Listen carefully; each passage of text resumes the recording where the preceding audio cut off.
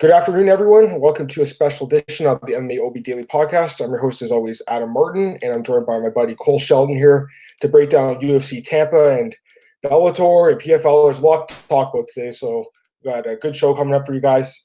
First off, Cole, how are you doing, man? I'm doing well. How are you? I'm good, Cole. I'm good. And I know you broke some news, but we'll get to that a little bit later. I want to do UFC Tampa first, but you definitely broke some big news yesterday, so I got to give you props on that. But I do want to get to UFC Tampa, so let's dive right into this card. Just while I set up the card, just give me your initial thoughts on the bouts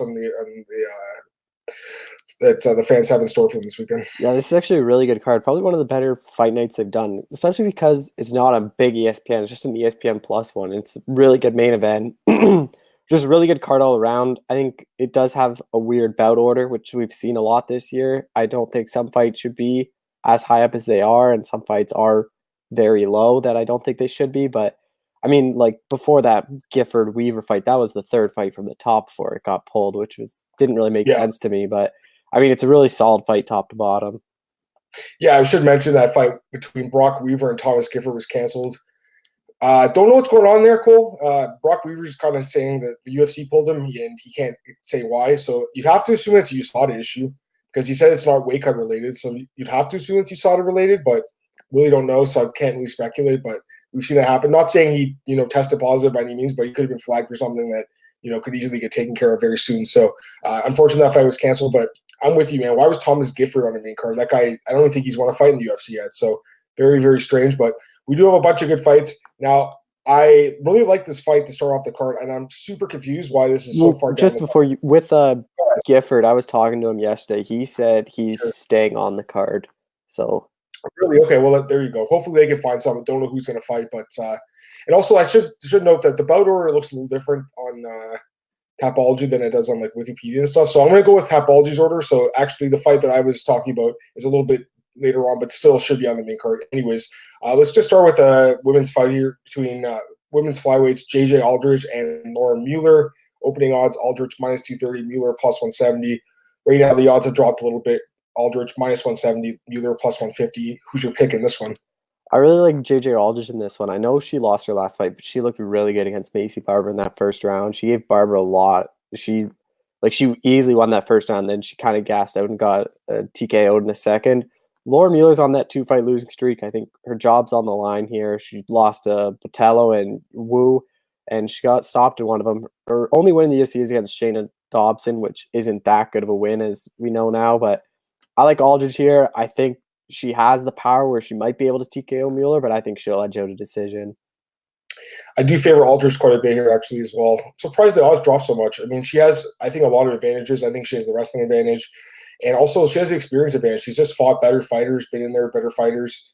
Laura Mueller, I don't know, Cole. I just haven't been too impressed with her, man.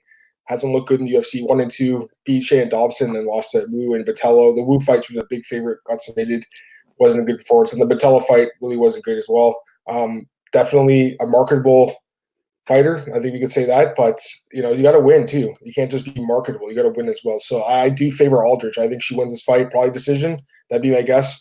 The fight plays out, and prop Aldrich decision minus 105, so not too much value there. If anything, I just take her, but it's a women's flyweight bout, so it could be close. You never know with the judges. I do favor Aldrich, though, and I do think she edges out a decision. Next up, we got a middleweight fight. This was actually supposed to happen at UFC Vancouver, but was scratched at the last minute. It was moved to this card, so Marvin Vettori is taking on Andrew Sanchez. Marvin Vettori open minus 270, Sanchez plus 190 right now. Vettori minus 300, Sanchez plus 250. Who's your pick? I like Marvin Vettori in this fight, but all the value is on Andrew Sanchez. There's no point in betting Marvin Vettori at this price. I think he will win. I think he has a good shot to knock out Andrew Sanchez. We've seen Sanchez get knocked out before. But Sanchez has that wrestling. Like, he could easily just blanket wrestle Vettori and edge out a very boring decision win. I think that is a very realistic possibility. That's why I think there is value on Sanchez. But I just think Vettori's a better striker. He has a split decision loss over Israel Adesanya, which looks really good now. Coming off a really impressive win over Cesar Ferreira on short notice. Or that wasn't short notice. He was supposed to take this fight short notice. But Vettori looks really good. I think Vettori gets done. I wouldn't be surprised if he TKOs him. I like Vettori quite a bit in this fight. I agree with the line that it's pretty high. He has a lot of advantages here. First off, super young, 26. so he's still getting better. I was super impressed with the Ferreira fight, Cole. That was after a 1.5 year layoff, and he came back and dominated Ferreira, who I think is a pretty good fighter. So that was a great performance. He also has that draw with Akhmedov, but that guy's in the ranked in the top 15 as well. And of course, like you mentioned, Cole, the fight with Adesanya was super close. I mean, I did have Adesanya winning that fight. I think I had him 29-28, but it was a pretty close fight. And, that shows that he can be competitive with really good fighters. So I do favor him quite a bit. I mean, Andrew Sanchez is solid. Don't get me wrong. Trains at a good camp, trains at TriStar. It's on a 2-fight win streak. He has some good wins, but, there's some issues with the guy, like his cardio. The fights with Ryan James Smith, he got knocked out in the 3rd round. That scares the hell out of me. I don't like guys that get knocked out late in the fight. So that definitely worried me a bit. As well, he I don't know. He's kind of just a grinder, and I feel like Vettori can match him there. And otherwise, I don't think Sanchez does a whole lot well. I mean, he's not really a knockout guy. He doesn't have submissions either. So to me, this is Vettori's fight to lose. I know you're saying the line's a little high, but I think Vettori wins easily, man. I think either he wins a dominant decision or he possibly finishes Andrew Sanchez. So I got to go with Vettori as well. I don't want to overthink this one, Cole. I think he's going to win in dominant fashion. Next up, kind of a weird fight here between Hector Aldana and Miguel Baiza. Welterweight bout. Baiza -230, Aldana +170. Those are the openers right now. Baiza -190, Aldana +165. I'm just very confused why there's action going towards Aldana's way. This guy doesn't look good in the UFC. I'll let you break it down, then I'll give my thoughts. Go ahead, Cole. I just think Baiza look good on the Contender Series, and I think this is the UFC's way to make sure he gets a win in the UFC. I don't think Aldana's that good. He's 2-fight losing streak. He got knocked out Ken Song and then lost the bad fight to Staropoli where he didn't look that impressive at all. Baiza's undefeated. He's looked really good. Has a couple of notable wins, like on the Contender Series when he beat Victor Reina. That was a good win.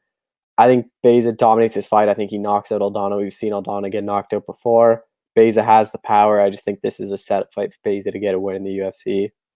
Yeah, just kind of a weird matchup. Baiza looked really good in the Contender Series. That fight with Victor Reina was an awesome fight. I'm pretty sure Reina missed weight. He still beat him. Excellent performance by him in that fight. Undefeated in his career. Got some good experience fighting in Titan and Fight Time, which are pretty good promotions down there in Florida. Aldana, 4-2 record and 0-2 in the UFC. And if you count his fight on top, he's actually 0-3 in his last 3 fights. Don't know why this guy's still in the UFC. I mean, to be fair, the fight with Staropoli won fight of the night, and it was a good fight. So I guess they're throwing him a bone here and giving him one more chance. But he's going to lose this fight, Cole. I actually think there's good value here on Baiza, -190. Really surprised the line dropped. Don't know why people have faith in Hector Aldana here. I don't think he wins. I like Baiza quite a bit. Either he wins by decision or he wins by knockout. Next up, this is the fight I was talking about earlier. I think when I was talking to you last week, Cole, you were like, why is this fight opening the card? And then now it's still on the prelims, but this fight should be in the main card. Why is it on the prelims? Marlon Vera against Andre Ewell. Why is Marlon Vera on the prelims? This guy's so good. Okay, so Marlon Vera opened -195, Ewell opened +155. Right now the line's dropped. Vera -170, Ewell +150. Give me your thoughts on this fight, man. I really like Marlon Vera in this fight, and I really like the value you're getting on him, seeing him drop in price. I think Vera wins this fight. I think it's going to be a really close fight. I think this easily could become fight of the night, or one of them are going to get performance of the night. This will be a really good fight. Obviously, Vera's coming off that really good win, the rear naked choke over Nolan Hernandez. Before that, the knockout win over Frankie Saenz. Andre Ewell got back in the win column, beating by Anderson Dos Santos. Before that, he got submitted by Nathaniel Wood. In that Nathaniel Wood fight is kind of how I see this Vera fight going. I think Vera can touch up Ewell on the feet. I think he can get this fight down to the ground. I think he can submit Ewell. I think that is Ewell's biggest weakness, is his ground game, and Vera has really good jiu-jitsu. I think he can take this down to the ground, lock in a submission, and end this fight. But I really like Marlon Vera in this fight.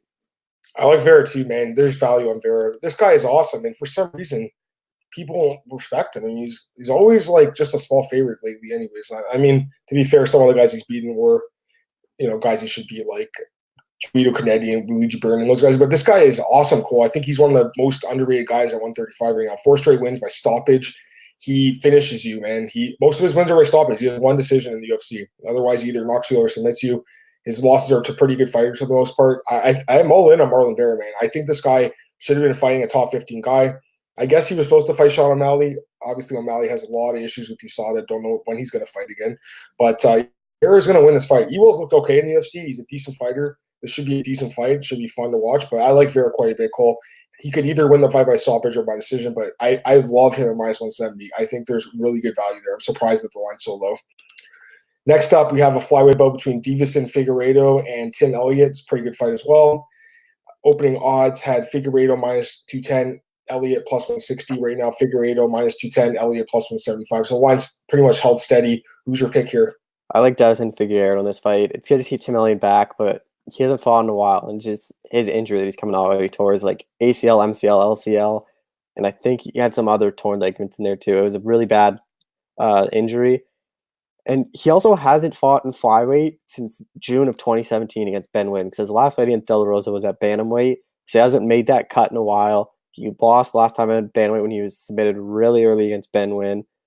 Davison Figueiredo, I've been really impressed with. I thought he was, Formiga one, I thought he was going to win that fight, and it was a good fight, but I think Figueiredo just keeps his fight on the feet, really picks apart Elliott. I think this will go the distance. Like, this has the potential to be fight night. It'll be really entertaining fight, but I think Figueiredo wins by decision.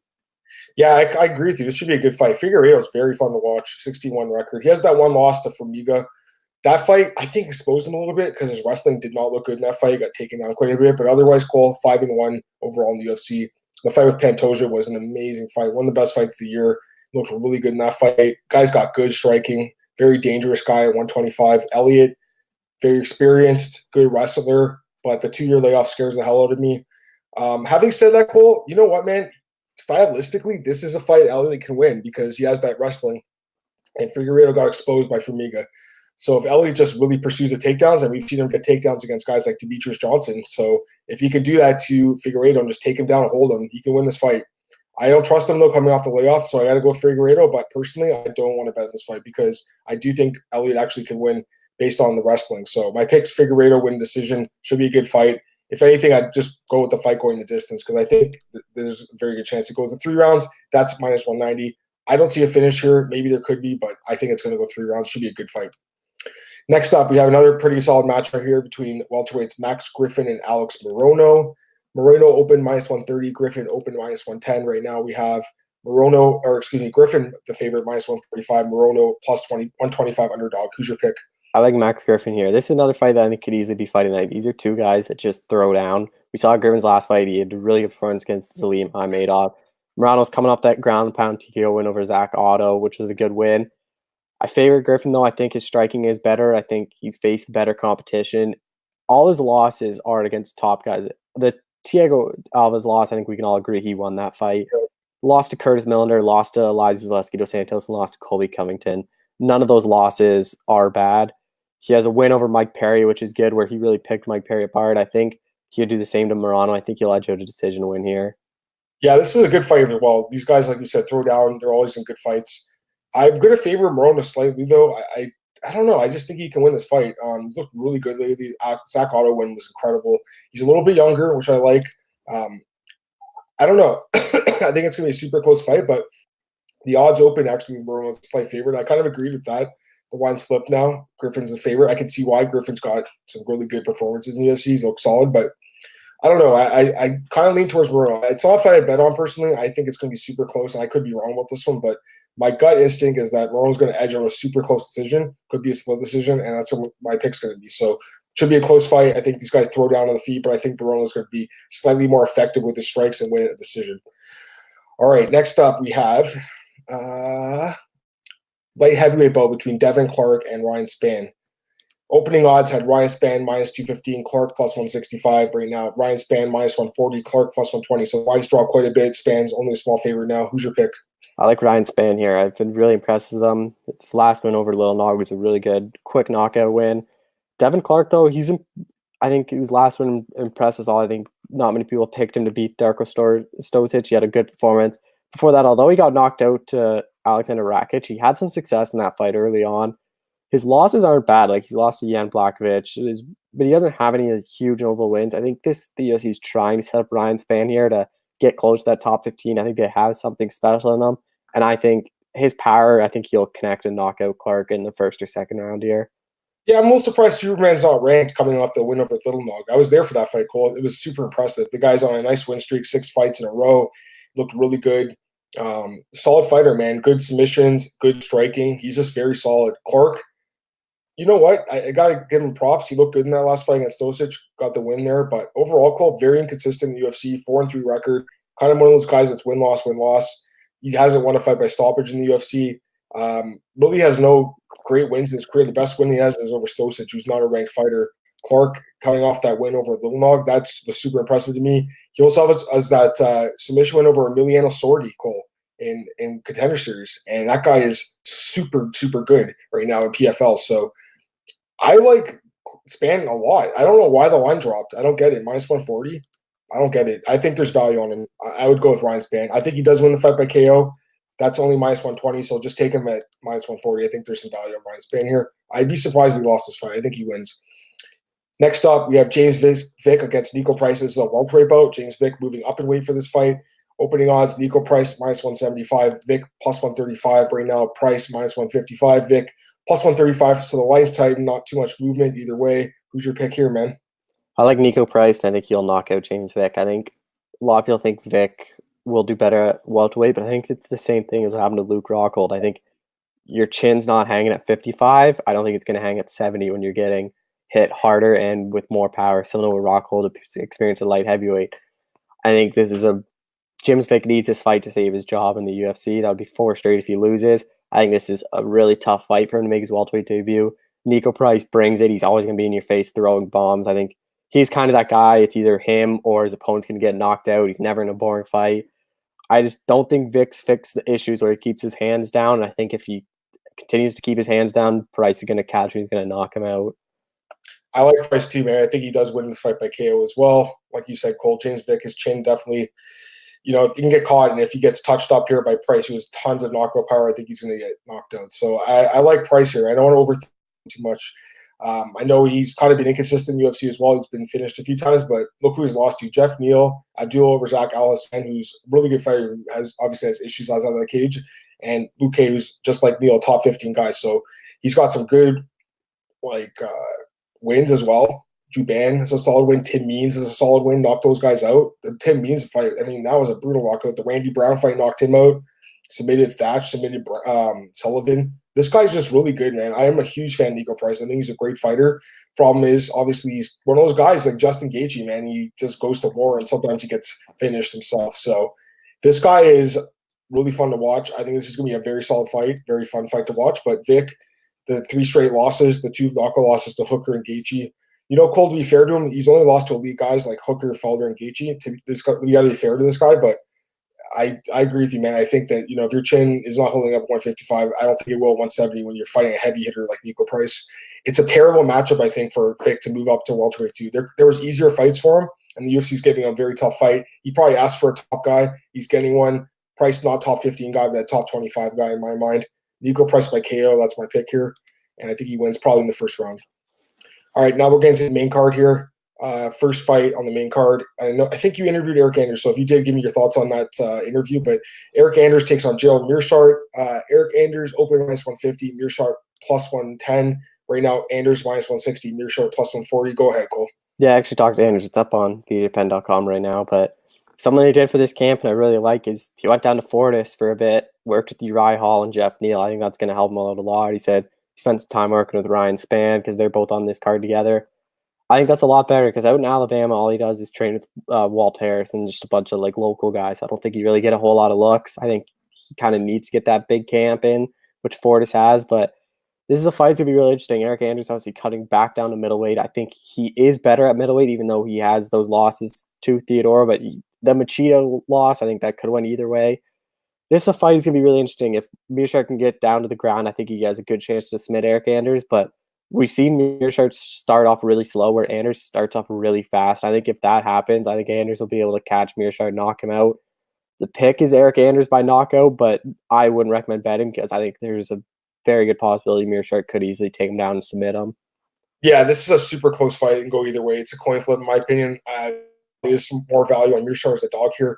He's a very underrated fighter. I think he's won quite a few fights as an underdog. People just kind of write him off. I mean, even me in the last fight, I thought he'd lose to Giles, and he got the nice win there in the third round. So this guy is very solid. Like you said, Cole, his submission game is excellent. Also has knockout power, and very tough too. 1 knockout loss in his career to Thiago Santos. That's it. He's been submitted a bunch of times, though. That does scare me. Having said that, Anders is not really a submission guy, more of a striker. Anders, he looked great in that last fight. Got the knockout over Moreira, but overall, Cole, he's been very inconsistent in the UFC, and I feel like it's very hard to trust him with your money right now against a guy who's a very talented guy like Gerald Meerschaert. So My pick's going to be Eric Anders. I think he can win a decision here. Maybe knock out Mearshart. Probably not, though. Mearshart's super tough. But honestly, Cole, I wouldn't bet on him, man. I think you're right. I think this is a pass. If anything, there could be some value on Mearshart. I just don't think he wins this fight. I think Anders is going to grind it out. All right, next up, we have a lightweight bout between Luis Pena and Matt Frevola. Opening odds at Pena minus 165, Frevola plus 125. Now we have Pena minus 165, Frevola plus 145. So again, not too much movement, but who's your pick here? I like Louis Pena. I think he wins a decision, but again, this is a fight I wouldn't bet on because I could go either way. Like Pena, although he looked really good in his last win, that was against Matt Wyman, and I don't think a lot of people picked Wyman in that fight. He has the win over Steven Peterson, but he was way bigger and missed weight. His last real fight against at lightweight, besides Wyman, was Chisano, which he lost to. Favola's coming off that huge win over Jalen Turner. Not many people expected him to win that fight. He has a draw against Lando Venata, and then he got knocked out to Paulo, which isn't a good loss looking back on it. But I just think Pena's size and his reach, I think that's going to be a huge factor at lightweight still. I think he's just the way he wrestles too, I just think it's going to be a huge factor. He comes from a good camp at AK. He's a main training partner of Habib, which is, I mean, you can't get much better than that. So I think he'll edge out a decision win here, but it is a very close fight, and I wouldn't recommend betting because I wouldn't be surprised if Frevola won the fight. Yeah, it's a super close fight, and I'm just seeing here that Frevola is actually a Tampa native, and he trains in Tampa Bay. So well, he's not from Tampa, but he trains there and lives there. So that could help him out here. I mean, I'm assuming the fans are going to be cheering for him. That could help him if it's a close fight. Never know, but I do favor Pena a little bit. I think just the size. This guy's so big, Cole. It's crazy. He didn't make 145. I guess he missed weight for that fight, but guy's freaking massive, man. And that fight with Matt Wyman, I know Matt Wyman coming off that huge layoff, he was in for a rough night, but wow, I mean, Pena absolutely smashed him. That was an absolutely incredible performance by him. Frevola looked good against Turner. The guy's pretty underrated in my opinion, but I do like Pena a little bit. I think it's going to be a close fight though, Cole. So I'm kind of with you. I don't know, if I want to bet on it, but I do favor Luis Pena to win decision probably. I think he grinds this fight out. Prop on that is Pena by decision plus 175. So maybe there's some value on that. I think he wins by decision. Would you favor decision or you think stoppage? Yeah, I think it goes the distance. Me too. So I think maybe there's value on there, but again, it could be close. Frevola is, like I said, a little bit underrated, and I think we don't give him the credit he deserves. Okay, next up, we have a women's strawweight bout. It could be a flyweight bout. I almost said flyweight because I don't know if Dern's going to make weight, but we have the new mother here, Mackenzie Dern, coming off of pregnancy. She'll be taking on Amanda Ribas, who's coming off a nice win in her UFC debut. So opening odds, Mackenzie Dern minus 245, Ribas plus 175. Right now we have Dern minus 135, Ribas plus 115. So looks like bettors are fading Mackenzie Dern coming off the pregnancy, Cole. What do you think, man? I like Mackenzie Dern in this fight. I just think Amanda Ribas' best skill is her jiu-jitsu, and you're not going to out-grapple Mackenzie Dern, which is how I break down this fight. I think they're both good at jiu-jitsu. Dern's obviously a lot better. Striking-wise, I've actually been impressed with what I've seen from striking-wise from Mackenzie Dern. I think it is underrated. Amanda Ribas, we didn't see a whole lot of her striking. I just think Dern's size, I know even if she makes weight, she will be much bigger than Ribas. I think the size she'll be able to control it on the ground. It's going to be interesting to see if she'll be able to submit Ribas because given she is so good on the ground, but I like Mackenzie Dern in this fight. I like Dern too, but I am concerned about the weight. I don't know if she'll make weight, Cole. She's missed it before, and she hasn't fought in over a year, almost a year and a half now. And like I said, she just had a kid, so who knows if she's even going to make weight. I'm not convinced she will. So we'll see what happens. I hope she does. I like Mackenzie Dern quite a bit. I'm a big fan of hers. I think she's very marketable. I think she's got a great ground game. I think she can go far in the sport, but I just really hope that she can make weight because I'm not convinced she's a strawweight goal. I think she is a flyweight person. I think she will grow into that division. But anyways, as far as this fight goes, I pretty much agree with your breakdown. I mean, Ribas, she's good. I mean, she looked great in that fight with Emily Whitmire. That's a huge win for her in her debut after a 3-year layoff. That was an incredible long layoff. I think she had some USADA issues as well, but coming off that long layoff, getting a win over Whitmire, who's on fire, that was a great win. But like you said, Cole, she's mostly a submission artist, and Mackenzie Dern is like probably the best, I would assume, the best jiu-jitsu fighter at 155 right now. Anyways, I do like Mackenzie Dern quite a bit in this fight. I think she wins this fight by submission. And what's the problem on that? Mackenzie Dern by submission. We have, it's plus 125 for inside the distance, but yeah, I don't know if there's tons of value there, but I do think she wins by submission. All right, co-main event time, Cub Swanson versus Kron Gracie. This is an interesting one, Cole. Kron Gracie minus 265, Cub Swanson plus 185. Right now, the odds. Oops, I closed best fight odds by accident. Right now, the odds have dropped a bit. I know that. Cub Swanson plus 145, Kron Gracie minus 165. So a slight lean towards Kron Gracie, but definitely not as big as the opening line was. Who's your pick here, man? I like Kron Gracie here. I just can't get out of my head Cub Swanson getting submitted by so many non-jiu-jitsu guys. He got submitted by Moicano, Holloway, Edgar, Ricardo Lamas. Like, he just gets submitted a lot. I know he got submitted and he gives up his neck quite easy. Like, he's been submitted by guillotine or rear naked choke quite often. If you go down to the ground against Gracie, I don't think Swanson's going to get out, and I think Swanson's going to get submitted. In over 15 minutes, I think this fight will eventually hit the mat, and I think Gracie can sink into submission. But this is a tough test for Gracie. I know a lot of people are writing Cub Swanson off, but all his losses aren't really bad losses. He fought a lot of top guys, but I just favor Kron Gracie. I think he gets a submission win, but this is a much closer fight, and the odds are suggesting it as Swanson's starting to be a less of a dog here. Yeah, this is a closer fight than I think a lot of people think it's going to be, Cole. And you know what? I know this is crazy, but I'm going to go with Cub Swanson here. I know that's crazy. He's looked terrible at 4 straight losses, but more experience, better striker, and I just feel like this is a big step up for Kron. One fight in the UFC over Alex Caceres. Listen, he looked great in that fight. The guy's got great jiu-jitsu. Cub Swanson's a guy who's been submitted many times. I understand why the line's like this, but I don't know, man. I'm convinced Cub Swanson's going to lose this fight. I think there's some value on him. So my pick's going to be Cub Swanson. I haven't picked too many underdogs in this card. I think Morono and Swanson are the only ones, but I slightly favor Cub Swanson. And like I said, there's not going to be every fight ending with the favorite winning. I think there will be a few dogs, and I think Swanson can win this fight. So I know you kind of think that he could pull it off, Cole, as well, and I think he's going to win. So that's my pick. Cub Swanson, grind out decision. Should be a really interesting fight. Would not be surprised if he gets submitted, though. Not at all, but I just feel like look at the experience advantage. He's got 36 fights. Kron's got 5. I think that's huge. So we'll see what happens. Main event time, women's strawweight bout, 5 rounds. Joanna Jedrzejczyk and Michelle Waterson. Good fight, Cole. I mean, the line is pretty crazy, though. Opened at minus 350 for Jedrzejczyk, Waterson plus 275. Right now, minus 370 for Jedrzejczyk, plus 310 for Waterson. What do you think about the line, man, and who's your pick? Yeah, the line is high. I think I talked to Waterson before this fight. I think she comes from a good camp, Jackson Wink. She trains with Holly Holm a lot, which will help. Obviously, that boxing background. Jedrzejczyk hasn't fought in strawweight in a while, but I still favor Jedrzejczyk. Her striking, I just think, will be a huge factor. I think their size will be big. I think Waterson's real hope to win this fight is to try to use her jiu-jitsu, see if she can get Jedrzejczyk down to the ground. But not many people have been able to take Joanna down for a reason. I think her takedown defense is really good. I think she'll win this fight. I don't know if she'll be able to finish Michelle Waterson. I think Waterson is tough, and I think she'll be able to use her striking defense effectively to not get finished. But I like Joanna Jedrzejczyk here, and I think she wins by decision.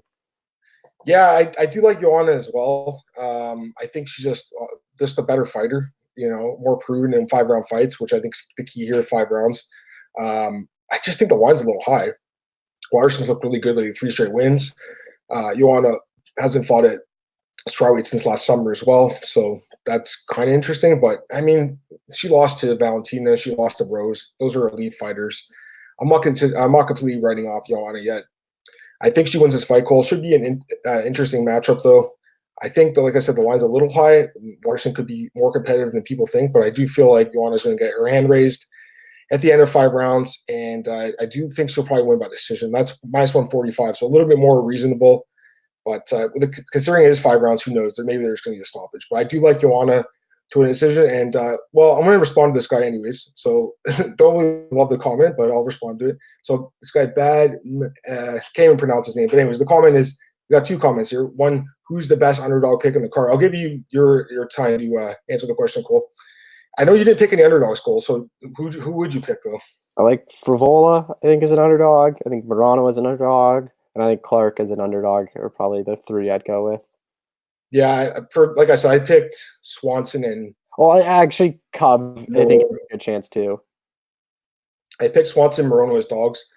I do feel like a lot of favorites will win, but it's hard to say. I think, obviously, there's going to be some underdogs that win, but it looks like a lot of people like favorites. The other question is, are you still a sure dog? Your last prime picks were atrocious. Well, I appreciate the troll comment, man. First off, there's no one that's more upfront about when their picks are wrong than me. So I don't understand why this guy's trolling, but I quit sure dog. They didn't fire me. It's not because my prime picks weren't good. I left. So I'm not with them. I'm with bjpen.com. I'm with MMAOddsRigger.com, and I'm with MMARings.net. I'm very happy with them. And again, when anyone gets a pick wrong, Cole, I'm the first guy to say I got the pick wrong. So yes, you're right. My last prime picks, they did suck. I admit it. However, I admitted that back in July, so I'm not sure why you're bringing it up in October, man. Very strange. But no, I'm not with Sherdog anymore. I'm very happy with my current home at BJ and MMA Oddsbreaker. They treat me very well. Sherdog just didn't work out. All respect to those guys there. I have no issue with anyone. Cole's still there. A lot of great guys there, but just didn't work out for me personally, and that's all good. That's a business, man. Like there's places that will work out better for you and places that won't. It's like in any walk of life, really. So I'm not with them anymore. I wish all those guys the best of luck, but I'm doing my own thing right now, and I'm very, very happy with my current situation. I got to admit. All right, now we got a couple other things to talk about here. Wait, I want to. Go ahead. I just got an email from Bare Knuckle. Hector Lombard signed with them. I was just going to say, I just saw that on Twitter. So Hector Lombard just signed with Bare Knuckle, the latest guy to sign with Bare Knuckle. I mean, we've had tons of them. Bigfoot, Gabriel Gonzalez. Just initial thoughts on that, man. I mean, I can't see it going too well for Hector. He gets knocked out so much. I don't know why they go there, because it doesn't seem like he gets much viewers. I don't know how much money they can possibly make. Like, I think Bellator is better off for half these guys. Like, I think Bellator could be interested in Lombard because he's a name. Like, yeah, I know. Lombard's coming off 6 straight losses. That's crazy, man. I think him and BJ had the longest losing streaks in UFC history. 6 straight losses. Got knocked out 3 times in that span. I mean, the Holloway fight, he should have won that fight, but it was after the belly knockdown, so whatever. And then the Berkman fight, no contest. He's actually in a skid of 06 and won no contest. That's really bad. But the guy's a big name. Just can't see it going well for him, Cole. He's so old now, 41. He hasn't aged as well as his buddy Hector, as Yoel Romero, unfortunately. I think Bellator would have been a good spot for him, man. He's got, like you said, a lot of experience there, and he's still a big name. I think they need middleweight, so I think he should have signed there. But yeah, that's interesting. I mean, personally, I've talked about this in the podcast. I'm not a huge fan of the bare knuckle. I tune in a little bit, but it's not really my thing. I like MMA better. I like the ground game, the mix of ground and striking. So that's just me, but I know there are some fans of bare knuckle here, and I know you watch a little bit more than I do, Cole. So no worries there. I want to talk about UFC. What was I going to say? What's this guy? UFC 243 picks were atrocious. No, I went 8-3, so actually they're pretty good, man. No, I think he's talking about Sherdog's prime picks. Oh, were they? Oh, okay. No worries. No worries. That's not even Adam doing it. Okay, no worries. Yeah, you know what? It is what it is, dude. It's hard to make your picks. I mean, there's been a lot of upsets lately. I apologize that I took the comment the wrong way. My last prime picks were atrocious. I just checked. They sucked. It was that card with Leon Edwards and RDA, and I picked Ben Roth over Arlovsky, which was not a good pick. But it happens, But you know what? I think Jay Petrie's doing those things now. Yeah. It's tough, man. It's not easy. You know what I mean? So, again, I apologize. I took the comment the wrong way. I thought you were talking about me, but clearly he was talking about the other guys. No worries. What was I going to talk about? Oh, yeah. Okay, so I want to talk about UFC 243 and Bellator 229, but do you want to talk a little bit about Bellator 230 and PFL first, Cole, and then do the recaps? Okay, so let's do Bellator Italy. That takes place this weekend. I don't want to go too much into this one. Yeah, there's only a couple good notable fights on it. Yeah. Okay, so Melvin Manhoef versus Yannick Bahati. I don't know too much about Bahati, but Manhoef, man, how old is he now? 43. He actually is coming off a win over Ken Calpin. I thought he'd lose that fight, but the 2 losses to Carvalho. What do you think about that fight, man? I don't know much about Bahati. I like Melvin Manhoef. I think this is Manhoef's retirement fight, or he has one more after this, but I think he knocks him out. Bahati's been knocked out a ton. Manhoef has power. I think it's going to be Manhoef by knockout would be my pick. Yeah, I don't know too much about this guy, so I have to look into him more, but I'm assuming we'll have a betting line for this. Nothing yet, but hopefully in the next couple of days. Also, Alessio Sakara is taking on this guy, Cannon Grigsby. Any thoughts on that fight? I think this is a setup fight for Sakara to win in Italy. He hasn't been too impressive in Bellator. I don't really know much about this Cannon Grigsby guy. He has 8-7 record, which isn't really that good for what Sakara is, but Sakara's been really disappointing in Bellator. Like, every time he wins a couple fights, he'll lose. Like, he got knocked out to Carvalho in like 4 to 4 seconds. Then he picked a win and lost again. He's really inconsistent, but I think this is a setup fight for him to look good in front of his home country. Yeah. What about this one? Rafael Carvalho versus Vadim Nemkov. It's actually a pretty good fight. What do you think of that one? Yeah, that's actually a really good fight. I think this is going to decide who's going to be next in line at 205. I think Carvalho moving up. It should be interesting. I favor Nemkov a bit. I think I've been more impressed with him. he'll have a size advantage. Carvalho obviously is coming off of losses, but they were Mousasi and Cheetah. I think he has a win in between. Yeah, he has, or it was Mousasi with Cheetah, then he beat Njoku. But I like Nemkov here. I think this is going to be the best fight on this card. I think it goes the distance, but I think Nemkov edges out a decision. He's looked good, man, coming off that win over Phil Davis. It's been almost a year, which is crazy. I thought he's been more active than that, but solid fighter, got good experience. Carvalho, pretty good fighter, but I don't like him at light heavyweight as much. Is this a light heavyweight debut? I think it is. Yeah. Cool. Wow, that's interesting. Yeah, I do like Nemkov. Also, well, there's got Kirill Sadilnikov against Domingo Barros. Isn't this Baby Fedor? Yeah, Baby Fedor's fighting. What do you think of that one? I have to go with Baby Fedor in this one. I think he can get done. Obviously, he's coming off the 2 losses, but I don't know. Barros is good. He's 6-0. I think it's hard to tell with Bellator because sometimes they try to set up their prospects and they often lose. I think this is a fight where it's going to be super close. I think if the odds do come out for this fight, who knows if they do. It's going to be like a pick-em, but I don't know. I just think Baby Fedor will get it done. Yeah, I'd have to assume he wins as well. There's also some kickboxing here. Gabriel Varga is fighting. Also, Kevin Ross. That's Gina Carano's boyfriend. He's going to be fighting this card as well. Any thoughts on those fights? I don't follow kickboxing that much, but those are 2 names that when I do follow kickboxing, those are 2 big names that I know. And I think I don't get why Bellator does this, like the half MMA, half kickboxing events. I don't think it really makes sense because is it going to be a square ring then, or are they going to do like their circle and then kickboxing has to take place in the circle? Like that's what I don't understand. Sure, to be honest, not 100% sure. All I know, Varga's actually from Toronto, so pretty familiar with him. Excellent fighter, but I'm with you, Cole. I don't know a ton about the setup right now for this, and I'm with you in that it's kind of weird how they're doing these split cards, but they have their thing here. Actually, Varga, he just fought actually in MMA. He won his last fight. That was interesting. So this guy could be good. I mean, he's young, and he's not that young. He's 34, but he's marketable. I'd say I should definitely say that. All right, let's talk about PFL quickly. Cole, PFL Week 7 semifinal fights. 1 second here. Got to pull this out. PFL. Oh, Thomas Gifford just got an opponent against Mike Davis. Who? Mike Davis. Mike Davis, yeah. Okay. Any thoughts on that? Probably favor Gifford just because he's been preparing for this fight. Davis, he's coming off that. He fought Gilbert Burns. Is that his last fight? I think. Yeah, he took that fight in short notice. He was a contender series guy, right? Yeah. His last fight is Gilbert Burns, who got submitted. I probably favor Thomas Gifford to get it done. Yeah, I assume so as well. 1 sec. Okay, so I found the PFL fights. Also, I should mention, you just bring up that fight, but we don't have odds for that, so I want to think about that fight a little bit more. I mean, I guess Gifford should be favored because he has been training, but I don't think he's that good of a fighter, man. So I think Mike Davis would have a chance. I got to look into that one more. Kind of just sprung it on me, obviously. All right, let's talk about PFL. Okay, so PFL 2019 Week 7 semifinal fights. Now, I want to get your thoughts on some of these matchups. Women's lightweight bout, Kayla Harrison against Gina Fabian. Who wins? Kayla Harrison by domination. Yeah, this fight's not even close. And Fabian is in for a world of hurt here, man. This is a really tough fight for her. Kayla Harrison should win very easily. And this is the other fight. This one's more interesting, Cole. Sarah Kaufman against Larissa Pacheco. Who's your pick here? This is going to be a really interesting fight, a really close fight. I favor Sarah Kaufman. I just think her experience. But the size of Pacheco could be a factor in this one. She's obviously a lot bigger than Kaufman, but I think Kaufman's skill set will just be too much for Pacheco, and she'll win it. Yeah, I mean, Sarah Kaufman's going to be favored, but don't count Pacheco. She's super young, 25. She has UFC experience. She has some good wins, like Irene Aldana. She knocked her out back in jungle fights. She's a good fighter, man.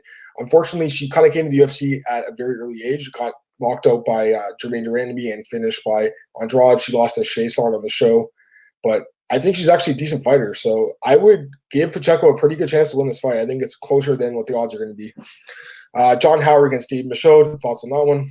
I think John Howard knocks out Dave Michaud. I think Howard impressed a lot of people with the knockout over Ray Cooper III. No one really saw that coming. I think it's going to be a win for Howard. We've seen Michaud get knocked out before. I favor John Howard here. Yeah, this is a tough one to call. I mean, John Howard looked amazing against Ray Cooper, but overall, I think he's the guy you want to fade because he's super old and been knocked out a bunch of times. Michaud coming off a really good win. by stoppage. He's actually won 5 of his last 6, but he's been knocked out a bunch of times. I think Howard will be favored, but I don't know. I think Michelle could win this fight. Next up, Magomed Karamov against Chris Curtis. Who's your pick? I like Magomed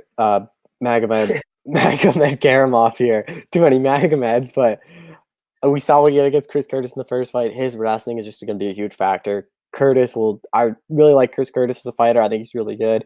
I think he's a guy that should have been in the UFC. Dana White just didn't like him for whatever reason. But I think Magomed Karamov's wrestling, we saw in the first fight what he did, how we can just hold Curtis down, really just ground and pound him. I think that's going to be very similar to the second fight. They only fought a couple months ago in the final fight of their round robin. Magomed Karamov won last year for a reason. His wrestling is just too good for anyone to handle. And I think he'll win by decision again. Yeah, Chris Curtis, man, gotta feel bad for this dude. He had a nice win streak, gets a win on Contender Series by knockout, and then Dana White's like, "You're too old. I don't want you." And I think he retired like for a few months and then came back. But you gotta feel bad for this dude, man. He should be in the UFC. But either way, this is a bad matchup for him. They already fought a few months ago. Magomed Karamov won the fight pretty dominantly. He's going to win this fight. The only question is, he finish this fight this time around? I don't know, but I don't think they do props anyways in PFL. So either way, I like Magomed Karamov to win the fight. Glaico Franca versus Andre Fiallo in a welterweight bout. Any thoughts? The Franco Fiallo one, is that up next? Yeah. This is very topology. I don't Okay. Yeah. I like Franca here. I think he'll knock out Fiallo. He's on a good winning streak, has some good wins, submission wins, ground pound wins. Fiallo, I haven't been too impressed with. He's always coming off that ground pound loss to Chris Curtis. I like Franco here. I think he'll win this fight by stoppage. Yeah, it should be a good fight. I mean, they both have good experience. Franco was in the UFC for a while. Fiallo was in Bellator. You know, Fiallo, I'm just looking at his resume, he fought some guy named Wanderson Silva. That's hilarious. That's got to be a fake fighter. There's no way that guy's real. But, yeah, I do favor Franca as well. Man, he's been impressive as hell. You know, nice win streak here, 8 fights in a row. Got some good names on his resume lately. You got to feel bad for this guy, Cole. He had 3 fights in the UFC. He beat Fernando Bruno, who's not in the UFC anymore, obviously, and then lost to James Vick and Gregor Gillespie by decision and got cut. So very crappy. And John Dawson is awesome. So thanks, man. I really appreciate it. So that's cool. I really appreciate the comment there. But yeah, you got to feel bad for this dude, man. He loses 2 fights and gets cut to Gregor Gillespie and James Vick. That sucks. But yeah, he's going to win this fight. How about this one? Prelim, but I'm surprised Ray Cooper's on the prelims, but I guess he lost his last fight. Ray Cooper 3 against Sadibou C. Who's your pick? Well, I forgot to mention with PFL, what's interesting about this is the welterweights are going to fight twice in one night. So I think it's only the 2 rounds and the second fight is 3 rounds. Is that how they do it?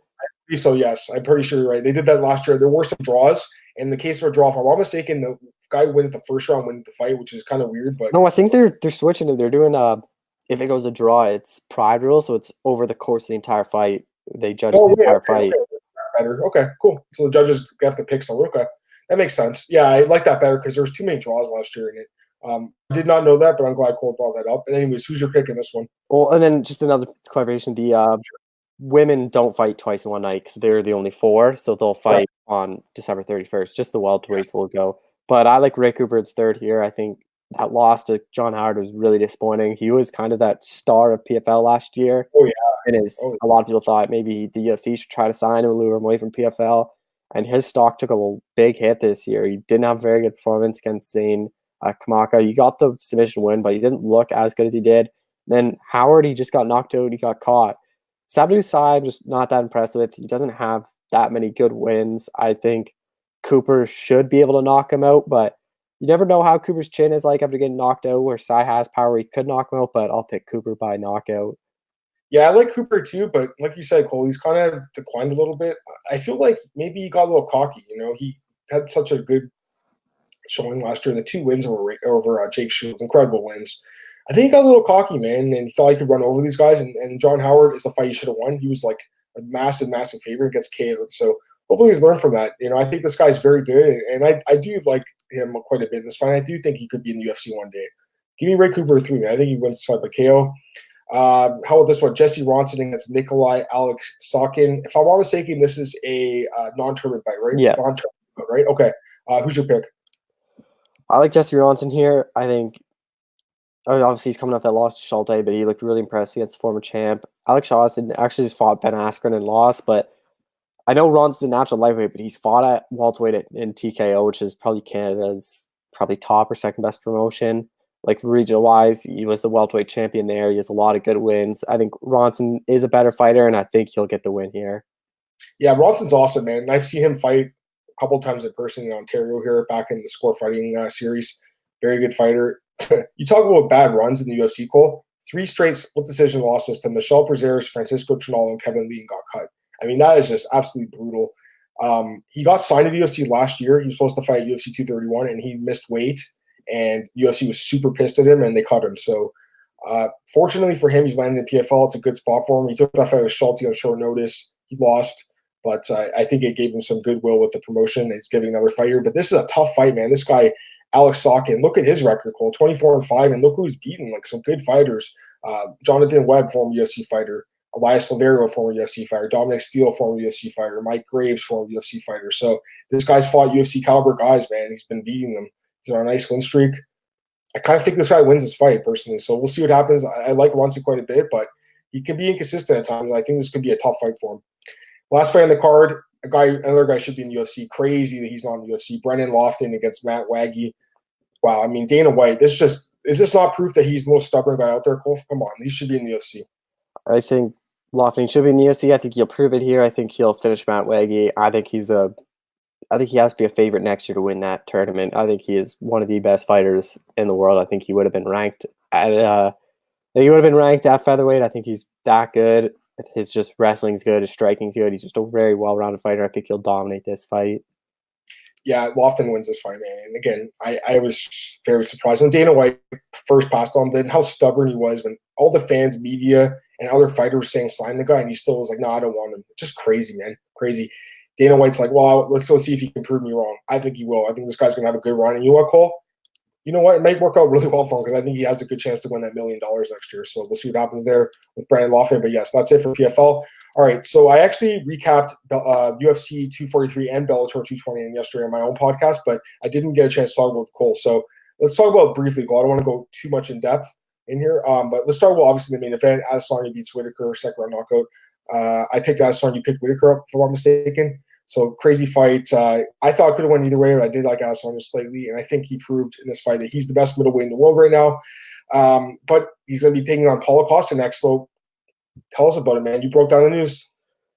Yeah, I got a call from someone very connected to one side of them, and then I asked someone on the other side if that was true, and they said basically we started negotiations. It's looking like March. The only thing is, obviously, March is a long time away. A lot could happen. Injuries could happen. That's why I only said it's targeted. Nothing is signed at this time. The fight only happened on Saturday, so they're still under very brief negotiations. Like, the date's been agreed to. Obviously, the two want to fight each other. They've both been calling each other out. But a lot could happen. Like, maybe the UFC decides, maybe we'll do another stadium show in February that's not planned, and it gets moved then. But Costa Adesanya is next. It's looking like Vegas in March. Yeah, it's going to be a great fight. So obviously, I was one of the people saying that he should fight John Jones next. And I still want to see that fight, but I can understand why they're doing the Costa fight.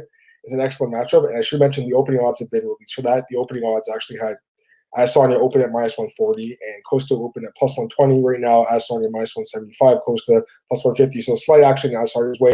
I think that line's super low. I think Adesanya should be a much bigger favorite, Cole. I really like him in this fight, man. I personally don't feel like it's that tough of a fight for him. Costa's a good fighter, very durable, obviously, good striking, very aggressive, good chin. But Adesanya's going to pick him apart, man. You got to lean towards Adesanya in this fight, right? Yeah, I lean towards Adesanya here. I think if Adesanya gets out of the first round, I think it's going to be I think the first round is the only round you have to be worried about because Costa has that power. One punch, you can put anyone to sleep. Yeah, for sure. Excuse me. I think that's the only thing.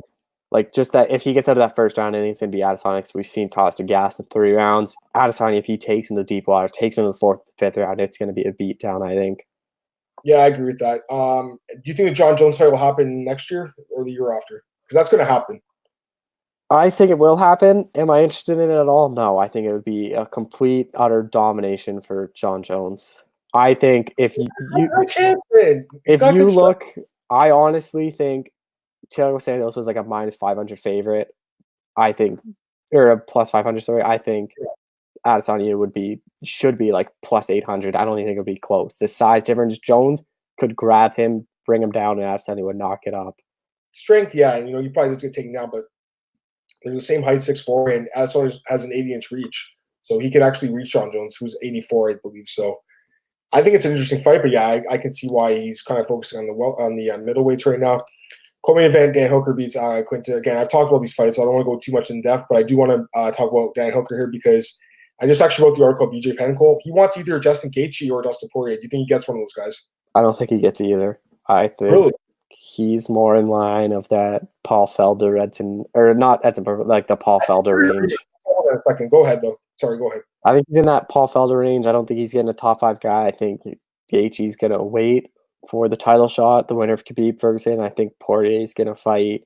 I think Cowboy, Connor, someone like that. I think Cowboy could be a good fight for Hooker as well, but I don't think he's getting a top guy. I don't know. Okay, so I'm a big fan of Poirier. I think we all like the guy, but is it just me, Cole? Is he like getting super cocky like lately? Like, why does he think he deserves a fight like with anyone in the top 3 right now? Like, he should be getting like a win, right? Like, he got dominated by Khabib. Got to work your way back up. I can see why he wants Connor, but it's almost like he feels like he's entitled to fight Connor. It's kind of weird. I'm a big fan of Poirier. Don't get me wrong; he's a great guy, but I don't know. It's kind of weird, like in my opinion. I don't know if you agree with me or not, but it's I do. Focused. Yeah. Anyways, yeah, I think Hooker. I think he'll fight probably Poirier personally, but we'll see what happens. I will say this, and I think you'll agree. He'll be getting that main event slot in New Zealand next year when they do that card. I think it's January, February. They'll do a fight night there. Dan Hooker, 5-round main event. And also, I should mention, he does not want to fight Islam Makhachev because he wants to fight a guy with a bigger name. You can't blame him for that. It's hilarious, actually. If you heard the clip, it's on his Twitter call. He's like, if I fight Islam, I'm going to have to sit in the parking lot giving away tickets because no one knows who the guy is. Although I got to say this, I think Islam actually probably beats Dan Hooker, to be honest with you. But he doesn't have a big enough name yet, so got to work our way up. Just a couple other things in this card. Is Tai Tuivasa the worst heavyweight in the UFC? No. Where do you rank him then? A lot better than some of the other guys they give Greg Hardy. Yeah, that's true. Now, I was going to say, what about Greg Hardy versus Tai Tuivasa? I was actually going to ask you. I mean, I think why not? I brought it up to you on Twitter. I think, man, sign Justin Willis. You said let that fight happen. Losers cut from the UFC for good. It's the only fight that makes sense for Tuivasa because they have such a rivalry. They hate each other. They always message each other, like privately on DMs. They always tweet at each other. It's just like no other fight. I don't think is going to bring eyeballs to Tuivasa. I think that will at least have some intrigue to it. But how big of a disappointment has this guy been, honestly? His wrestling is awful. I don't even like it doesn't even look like he trains. I think he just relies on hopefully he can knock him out. I honestly don't think he had a training camp. If he did, it was just striking. I don't think he trains his ground game because the way he got taken down was like an amateur taken down. I could see the shot coming. Like they were like 5 steps around. Like here comes a takedown and takedown right away. Like I don't think this shows that Spivak is like UFC caliber either. I don't think he's that great, but he got the win here. What about this guy Yorgan De Castro? How much potential does he have? He looked amazing. I think he looked good too. I don't know how much potential he has. I still think he's on that lower tier of heavyweights. I think he'd be opponent for Greg Hardy eventually if they look to start giving some names because obviously he has a knockout power. But I think someone like Juan Adams, someone like Alan Crowder, someone around that range would be good for Yorgan De Castro next, trying to keep him building, or the winner gets a fairly big win as well. Did you score these fights or Sherdog? You scored them? Yeah. No? Okay. Did you score the Matthews-Ackman fight? Yeah. 30-27 Matthews. I didn't even focus on the fight. I couldn't stop looking at this guy's back hair. This guy's got a shave, man. Jeez. Did you see Jake Matthews' interview after? He said that it was so slippery, like he couldn't focus on like the fight itself because the guy kept slipping off him. I thought that was hilarious. But yeah, this guy, I mean, he's gonna get cut. Maki Pitolo, how disappointing was that? I don't think Potter is UFC level. I think that you're going to see this a lot with the Contender Series guys. I think they signed too many guys that aren't UFC caliber, and I think they're going to show. I think Dana White was just so fixated on so many guys coming from his show that he didn't really look at if they're UFC caliber, and I think a lot of people are going to be exposed this year from it. Yeah, I agree with that, but I think this guy's better than what he showed in this fight. There's just a bad performance. I think he is actually pretty talented, but yeah, definitely looked bad in this fight. What about this fight? Brad Riddle, Jimmy Malarkey.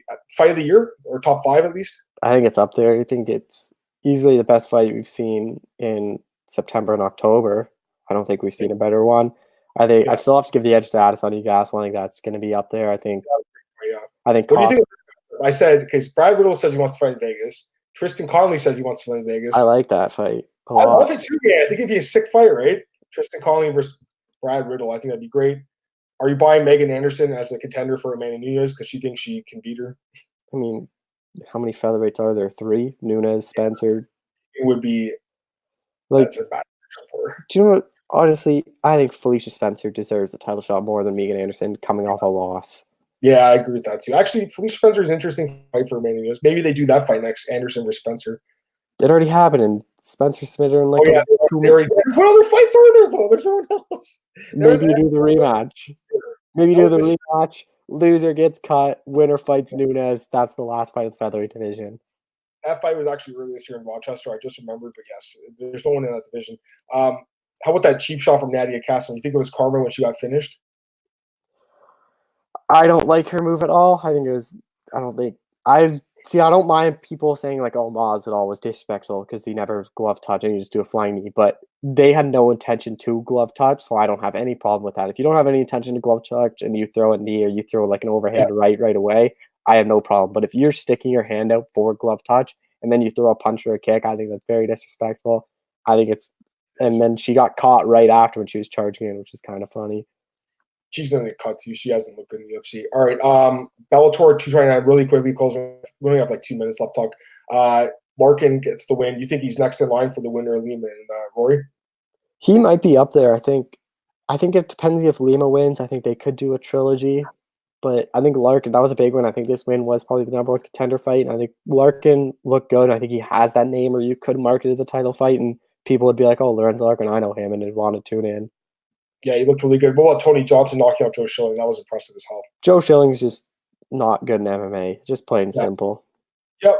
But Tony Johnson's pretty solid, man. Another guy Dana White said was too old, and he cut him. And why, if they're too old, why are they even on the contender series? But I've been on this rant a ton. Man, they want to pay these guys $5,000 to put on a show in the contender series, get some content for Fight Pass. Even though Dana White's going to deny this is the truth. So that happened there. You said you wanted to talk about that Bellator press conference today with Ryzen. You want to mention that quickly? Yeah, they're basically, Ryzen's CEO basically said they're doing some historic press conference to announce a cross-promotion December 29th event in Japan. Fedor is expected to be on it. Don't know who he'll fight. Probably Rampage Jackson's going to be on it, but it should be interesting to see if it's a full Bellator card, if they're going to be like Bellator versus Ryzen, but yeah. Good stuff. All right. And anything else quickly you want to mention? Just why is Tito Ortiz and Alberto Del Rio happy? Oh, yeah. And why is it $40? Who's going to pay that? I talked about that on the podcast today. I didn't talk about the price. I will not be paying the $40 for that. Although, you know what? There are fans of Tito Ortiz that will pay that money. There are fans of Alberto Del Rio. I know Golden Boy's promotion didn't do like tons, but they did sell some shows. These guys are pretty popular down there in like Latin American locals. So, you know what? Maybe this fight is better than what we think, but you know, it's a fight people are going to laugh at, but you know what? They need to have big names in that promotion, and they have T. Ortiz and Alberto Del Rio. All right, plug your stuff, man. Let's get out of here. Go ahead. Twitter at ColeShelton91. This week I talked to Michelle Waterson, Eric Anders, Max Griffin. Those will all be on BJ Penn. Fighter picks on BJ Penn. Everything else is on my Twitter. Awesome stuff, man. I appreciate you tuning in as always, or joining me as always, Cole. You guys can check me out on Twitter at MMAOB right there at the bottom of the screen. So is Cole's. This podcast is available as always at MMAOddsbreaker.com. Go to our YouTube channel, like, share, subscribe, tell your friends about it. Check me out also at bjpenn.com. We've got tons of content up there right now at bjpenn.com. Also check me out at MMARings.net. I wrote an article yesterday about why I think Adesanya should have fight John Jones. And then, of course, Cole comes out with the news that Costa's fighting Adesanya, and my article went to shit. And Michael Ford at MA Rings, my editor there, he did a great job with the picture and everything. And then it didn't matter because the fight's not going to happen. So that sucks, but I do appreciate him taking the time and doing that graphic. But, yeah, Cole, great job with breaking that news. I think that's it for today, guys. Once again, thanks for tuning in. As always, appreciate you joining me as always, Cole, as well. I'll be back tomorrow to talk about whatever happens tonight in the world of MMA. Guys, have a good day. Thanks again for tuning in. See you later. Bye.